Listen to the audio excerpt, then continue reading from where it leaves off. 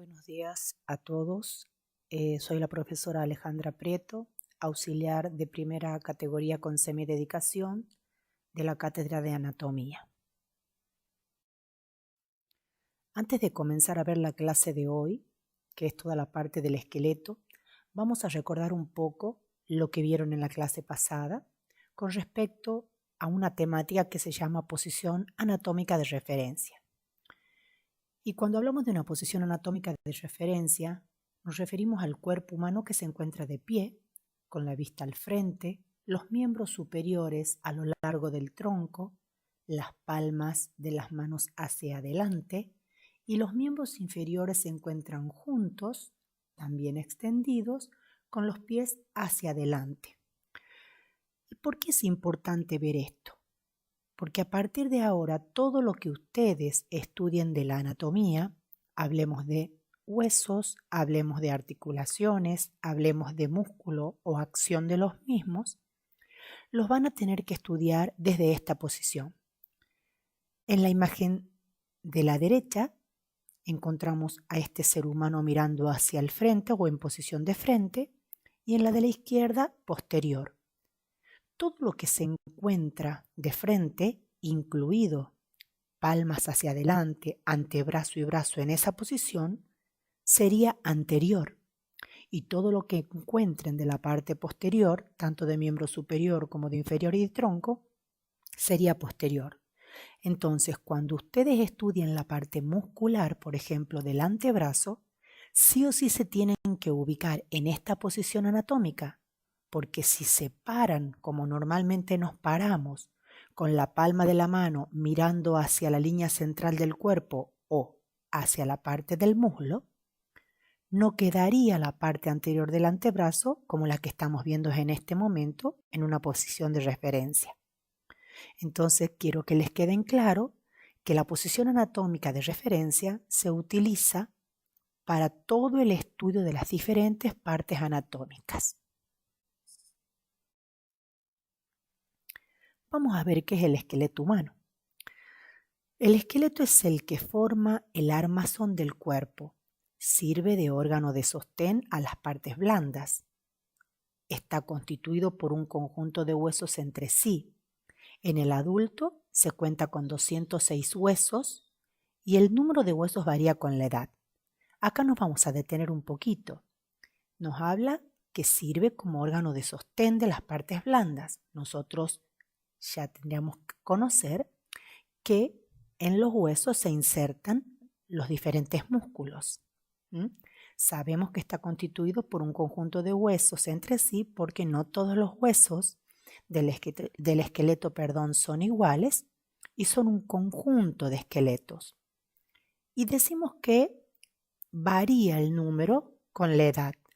Cuando nosotros somos niños, muchos huesos que contactan entre sí están formados, como por ejemplo el hueso frontal en un niño, en un bebé, a través de una cisura cartilaginosa que con el tiempo se va a ir osificando y va a quedar un solo hueso. Entonces de niño tal vez tengamos más cantidades de huesos que de adultos.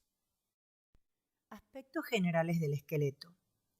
En este caso, el esqueleto se encuentra parado y no los en posición anatómica, lo observamos desde la vista posterior. En la parte media existe una estructura que yo les puse con una flecha verde llamada columna vertebral. Estas se encuentran formada por una superposición de piezas óseas llamadas vértebras, que forman la columna vertebral y que constituye el eje vertical del esqueleto.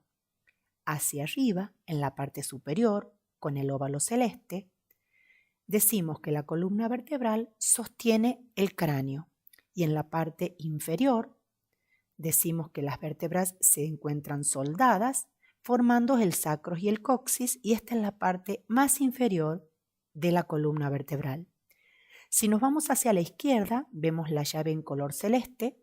Esta abarca desde el hombro hasta la punta de los dedos. Todo esto es el miembro superior y está constituido él mismo por 3 piezas o 3 partes. Desde el hombro hacia la articulación del codo, esta esta parte se denomina brazo, desde el codo hasta la muñeca, antebrazo, y desde la muñeca hasta los dedos se llama mano. A partir de ahí vamos hacia la parte inferior, encontramos el miembro inferior, en realidad los miembros inferiores, que están delimitados desde la articulación coxofemoral o de la cadera hasta los pies, también formada por 3 segmentos, desde la articulación coxofemoral hasta la articulación de la rodilla, muslo, desde la rodilla hasta el tobillo, pierna, y desde el tobillo hasta la punta de los dedos, el pie. Vamos a continuar con los aspectos generales del esqueleto. Vamos a comenzar por el esqueleto que se encuentra en posición anatómica con vista anterior. Decimos que presenta una cintura escapular que está formada por la escápula y las clavículas. La función es unir los miembros superiores al tórax. Y debajo vemos una cintura pélvica situada en el extremo inferior de la columna vertebral y está constituida por los huesos coxales y el sacro. Estos permiten la conexión de los miembros inferiores. Los huesos sacro, coxis y coxales delimitan un espacio llamado cavidad pelviana.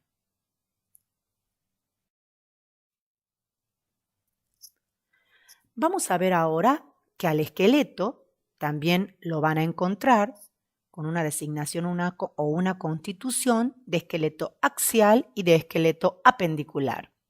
Cuando hablamos del esqueleto axial o conjunto cráneo-vertebral, decimos que presenta en su interior una cavidad donde se aloja el sistema nervioso central. Estamos hablando del cráneo de la parte más superior. De la parte media de la columna vertebral se separa a ambos lados las costillas en el número de 12 pares, 12 para cada lado. Estas se articulan por delante con el esternón. El conjunto columna vertebral, costillas y esternón forman lo que se llama el tórax. El esqueleto apendicular, como pueden ver, está formado por las clavículas y los omóplatos, o sea, parte de la cintura escapular, los miembros superiores y la cintura pélvica, que estaba formada por los coxales, acá no entra el sacro, y los miembros inferiores. Es otra manera que ustedes van a encontrar el esqueleto para estudiarlo en la bibliografía. ¿Qué huesos forman el esqueleto? Vamos a comenzar por la imagen de la izquierda, desde arriba hacia abajo, y decimos que está el cráneo, luego clavícula, que son 2, esternón, que es 1, costilla, ya dijimos, hay 12 pares de costillas.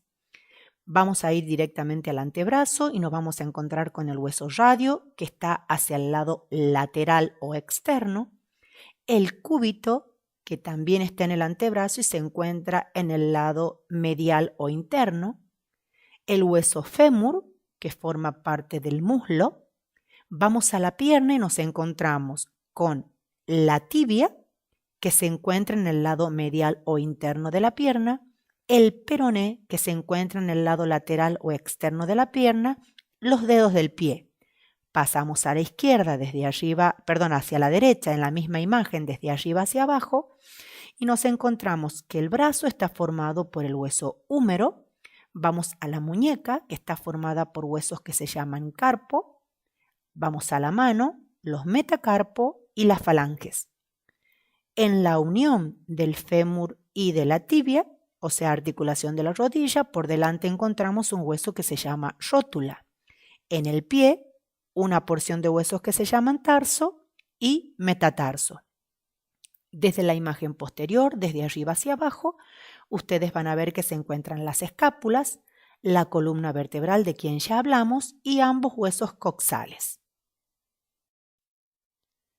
Ahora vamos a comenzar viendo huesos.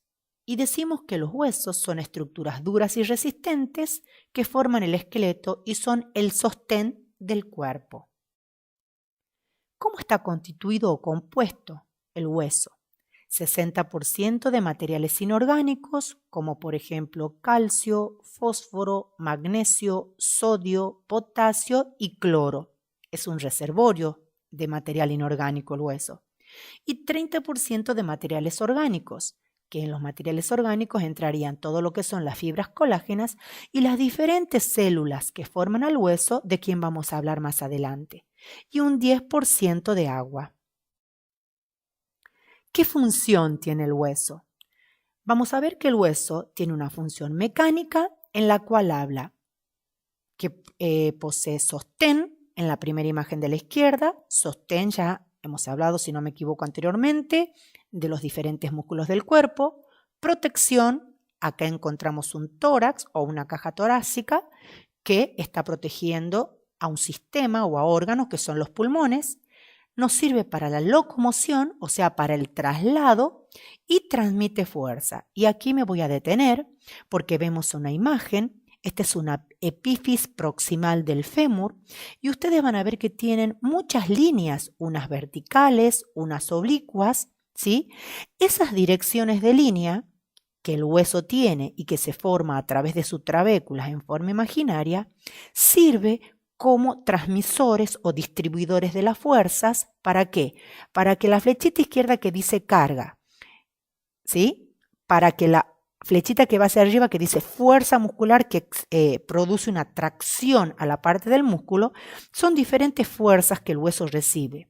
Si no tuviéramos la posibilidad de distribución de las fuerzas, de las diferentes fuerzas, también de la acción de la gravedad que recibe el hueso, se concentrarían las fuerzas en un solo punto y este hueso terminaría rompiéndose. Por eso nos dice que presenta una disposición trabecular, que es la respuesta a la carga o fuerza de la gravedad, para conseguir mayor resistencia en un fémur, y acá claro, en un fémur sano. Otra función del hueso es una función fisiológica. Ya hemos dicho que en él se depositan minerales, se produce una reserva energética, o sea, se reserva energía y produce la hematopoiesis, que es la formación en la médula ósea del hueso de las células de la sangre, leucocitos, eritrocitos y plaquetas. ¿Cómo se clasifican los huesos? Vamos a comenzar de la izquierda a la derecha. Primero tenemos el hueso largo, que predomina la longitud sobre el ancho. En este caso ustedes están viendo un hueso fémur. Los huesos planos, como lo dice la palabra, como plano va a tener seguramente dos caras. En este caso estamos viendo el omóplato. Los huesos cortos predomina el ancho sobre su longitud. Estamos viendo en este caso los huesos del carpo de la muñeca. Y por último, los huesos irregulares, que como la palabra lo dice, no tiene una forma definida y estamos viendo en este caso una vértebra. Recordemos que las vértebras formaban parte de la columna vertebral. Los huesos tienen superficies y cavidades óseas también. Cuando hablamos de superficies, decimos que hay superficies articulares y no articulares. En este caso, están viendo la epífisis proximal del fémur y hacia el extremo más distal de su epífisis proximal, que tiene una forma redondeada o en semiesfera, decimos que es una superficie ósea articular. Pero si nosotros descendemos hacia donde comienza la diáfisis del húmero, esa superficie es ósea pero no es articular, o sea, no se va a unir con otro hueso para formar una articulación, tema que van a ver en la clase siguiente. Y tenemos cavidades óseas, ¿sí? Hay cavidades articulares y no articulares. Si nos vamos a uno de los huesos coxales, vemos que tiene una gran cavidad, podríamos decirle hueco, que se va a articular, que se llama cavidad cotiloidea, que se va a articular con esta cabeza del fémur de las que le hablé antes. Entonces encontramos una cavidad articulable, pero la formación de sacro y coxales también forman otra cavidad, pero esa cavidad no es articular. Esa cavidad es una cavidad protectora de órganos blandos. ¿Cómo está constituido el hueso? Vamos a ver cómo está constituido externamente y vamos a ver cómo está constituido internamente. Externamente, desde arriba hacia abajo, encontramos una epífisis proximal. Volvemos a poner como ejemplo el fémur, que en la parte de la cabeza del mismo, en color gris claro, se encuentra lo que se llama cartílago articular. Luego vamos a ver la diáfisis del hueso fémur, que sería la parte más larga, y entre la diáfisis y la epífisis proximal se encuentra una porción o una línea de unión que se llama metáfisis. Igual en la parte inferior, epífisis distal, metáfisis y diáfisis. ¿Cómo está constituido internamente el hueso? Bien, la constitución interna del hueso, ustedes van a ver que existe una cavidad medular al centro y en esa cavidad medular ustedes ven que hay una médula amarilla. Esa médula amarilla es el reservorio de triglicéridos o de grasa en el hueso. Este hueso tiene una formación de hueso compacto y está cubierto en su parte más superficial por una lámina ósea llamada periósteo. Todo estamos hablando en la diáfisis del hueso. Si nos dirigimos hacia la parte superior, epífisis proximal, ¿sí? Vamos a ver que esta está formada por una formación de hueso diferente. Se llama hueso esponjoso o hueso trabecular, ¿sí? En esta parte se encuentra la médula roja, de la que le hablé, que es la que hace la hematopoiesis o formación de células de la sangre. ¿Qué más tiene el hueso en su interior? Tiene algo que se llama vascularización. Lo que ustedes ven de color rojo son arterias y lo que ustedes ven de colores azules son las diferentes venas. Yo les marqué en un cuadrito las arterias principales, empezando desde arriba hacia abajo. Encontramos la arteria epifisaria. Seguimos más abajo y encontramos la arteria de la metáfisis. Acordémonos que la metáfisis era el espacio de unión entre la epífisis y la diáfisis. Encontramos más abajo la arteria perióstica, que era la capa que recubría a todo el hueso.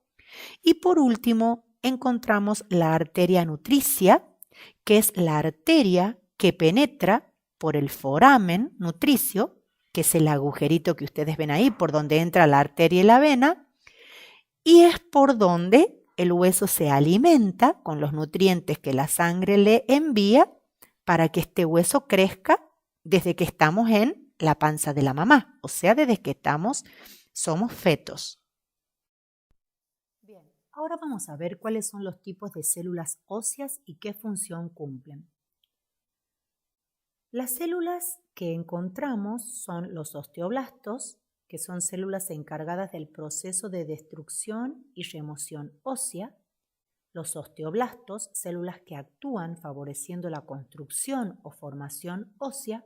Y los osteocitos, que son los que van a enviar señales a la superficie del hueso.